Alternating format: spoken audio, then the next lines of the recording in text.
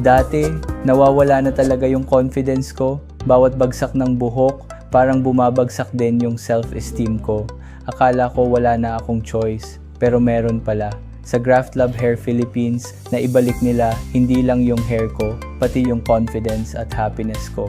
Ang galing ng team, professional, maasikaso, at sobrang gentle. Walang sakit, walang kaba. After 2 months, nagsimula nang tumubo ang mga baby hair. Unti-unti ko nang nakikita ang pagbabago.